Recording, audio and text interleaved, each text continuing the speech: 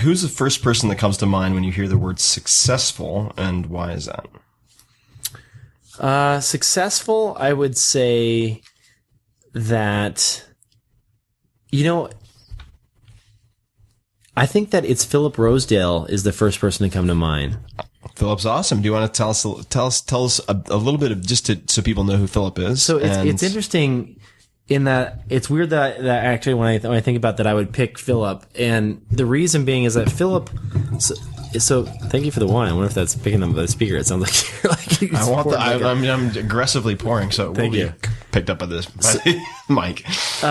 So Philip created a virtual world back in the day that was really popular, way before its time, called Second Life, and it became extremely popular. And later, like all internet things, eventually declined in usage because it just wasn't as cool as it was when it came out.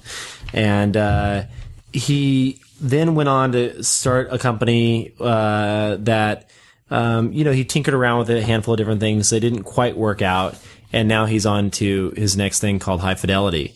But the reason that I say Philip is that success in my mind doesn't necessarily mean like huge IPOs and exits and things like that. The thing that I like about him, and I shot a couple of video interviews with him on my series on Foundation that you can search Philip Rosedale Foundation on Google and find. But Foundation.kr. Foundation.kr. Because you let the .com slip. No, yeah, right. Foundation.com was not available. The .net? Which one did you lose? It was .biz or something like that. I let .kr slip, but I got it back.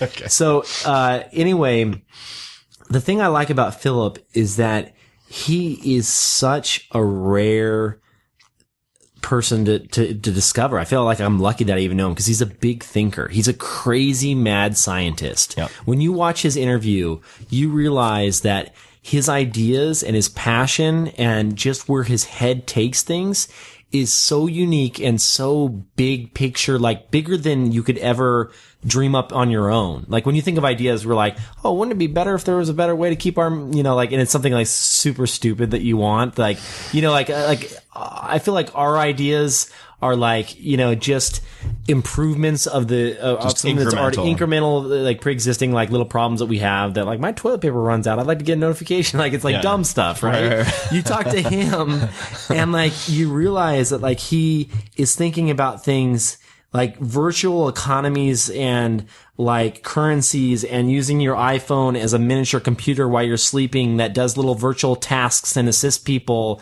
like in other places. And you're like, dude, they will someday when you finally have that moment, that idea that is the right idea at the right time, when it hits, like they will write books about this guy and movies about this guy. It's rare to find those people. The Nikola Tesla of the internet age. It's the Tesla. It's like potentially like an Elon Musk. Well, I was just going to say, so what do you think enables them to think that way? Is it something that can be taught? I mean, is it something that they learned how to do, or are they just genetically predisposed? I think a lot of it comes down to fear. A lot of it comes down to fear.